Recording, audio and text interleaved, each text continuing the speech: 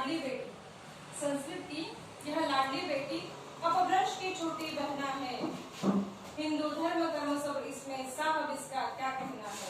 हिंदू धर्म कर्म सब इसमें साहब इसका क्या कहना है।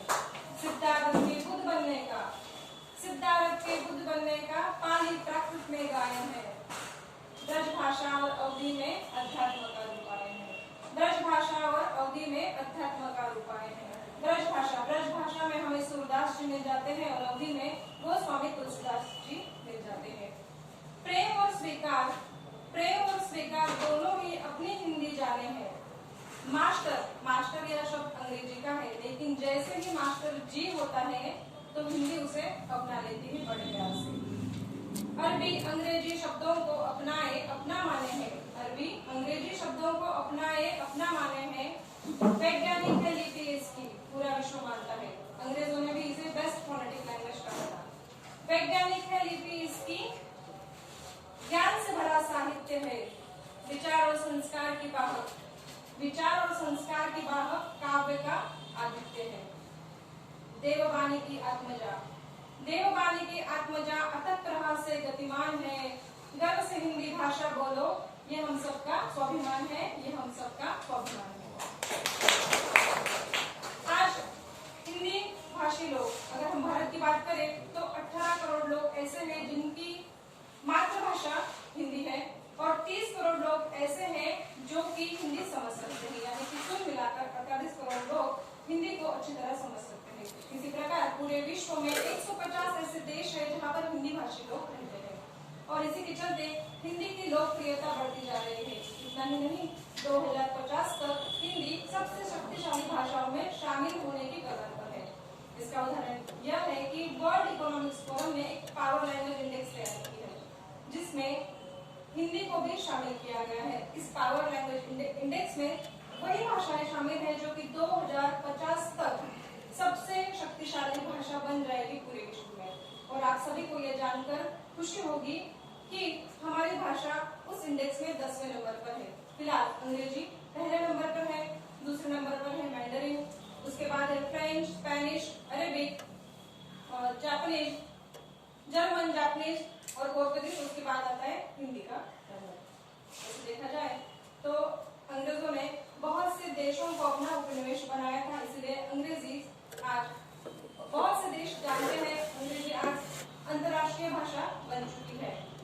उसी प्रकार मैंडरिन यानी चाइनीज, ये जो भाषा है, चाइना के आबादी सबसे ज्यादा है, आप सभी को पता है। और चाइना में रहने वाले बहुत से लोग, यानी 90% तक लोग चाइनीज ही बोलते हैं और चाइनीज में ही अपना व्यवहार करते हैं, इसीलिए ये भाषा 2 नंबर पर है। और उसके बाद फ्रेंच, पोर्तुगीज और अरेबिक की अगर हम बात करें तो इन देशों ने भी दूसरे देशों पर हमले किए थे और अपनी भाषा का वहां प्रचार किया था, जबकि भारत ने ऐसा कभी नहीं किया। फिर भी हमारे लिए गौरव की बात है कि आज हमारी हिंदी पूरे विश्व में जानी जाती है और हिंदी को पसंद भी किया जाता है। अगर हम बात करें हिंदी अखबारों की, बात करें सबसे बड़े अखबारों की, भारत के सबसे बड़े अखबारों की, तो 2006 से 2016 तक हिंदी भाषा के अखबारों की सर्कुलेशन 8 से 9% की दर से बढ़ा है। हमारे भारत के 10 बड़े अखबार हैं जिनमें से 6 हिंदी के हैं और इस लिस्ट में एक जो अखबार है वो अंग्रेजी का आता है, बाकी तो तमिल और मलयालम का आता है।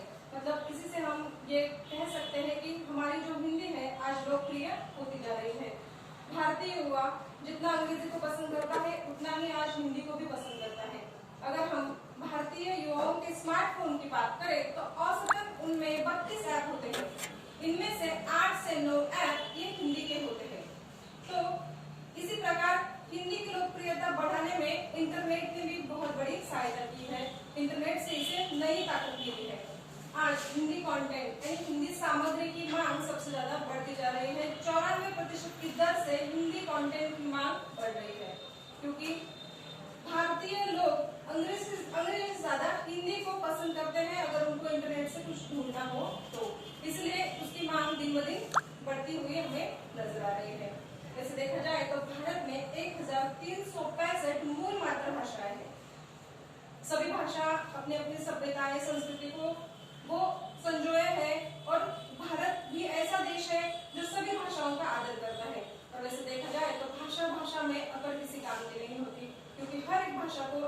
दूसरी भाषा से कुछ ना कुछ लेना पड़ता है और कुछ ना कुछ देना पड़ता है। भाषाओं में संघर्ष कभी नहीं था, भाषा में संघर्ष आज भी नहीं है। संघर्ष तो है उसके बोलने वाले के बीच, क्योंकि भाषा में तो लेन देन चलती ही रहती है। जैसे कि हिंदी ने भी बहुत से अंग्रेजी शब्दों को अपनाया है। शायद मैं अभी आपके सामने हिंदी में बात कर रही हूँ, लेकिन बहुत से शब्द अंग्रेजी के भी आए हैं, जैसे पावर लाइन, इंडेक्स या फिर लिस्ट। ऐसे जो शब्द है वो हम ऐसे ही आसानी से इस्तेमाल कर लेते हैं, जो कि हमें हिंदी के ही लगते हैं, लेकिन ऐसा नहीं है। और भाषा ऐसी होती है जो उसमें जो शब्द वो लेती है उसे वो पूरी तरह अपना लेती है। इसी का एक उदाहरण यह है कि जिस प्रकार हिंदी ने बहुत से अंग्रेजी शब्दों को लिया है अपनी भाषा में, उसी प्रकार अंग्रेजी ने भी अपनी भाषा में हिंदी के शब्द को बड़ी उदारता से शामिल किया है। हिंदी का एक शब्द है अवतार। ये अवतार शब्द पश्चिमी देशों में बहुत ज्यादा पसंद किया गया। हॉलीवुड की एक प्रसिद्ध फिल्म भी बनी है जो कि सुपर ब्लॉकबस्टर थी, जिसका नाम था अवतार। तो ये हमारी हिंदी की गाथा है। उसी प्रकार ऑक्सफोर्ड इंग्लिश डिक्शनरी की अगर बात करें तो 2018 में महिलाओं के सशक्तिकरण के लिए जो शब्द है नारी, उसको 2018 का शब्द भावर चुना गया था। उसके बाद ऐसे बहुत से शब्द हैं या फिर उससे पहले भी जो ऑक्सफोर्ड इंग्लिश डिक्शनरी ने शामिल किए हैं, जो कि चीता, चटनी, धोती, कबाब, भेलपुरी, अरे यार, अयो, ऐसे बहुत से शब्द अंग्रेजी डिक्शनरी में शामिल है हिंदी के। और लिखने पढ़ने की अगर बात की जाए तो हिंदी की लोकप्रियता सिर्फ भारत में नहीं तो देश विदेश में भी बढ़ती हुई नजर आ रही है। ऐसे 100 से भी अधिक विश्वविद्यालय है पूरे विश्व में जो कि हिंदी भाषा पढ़ाते हैं।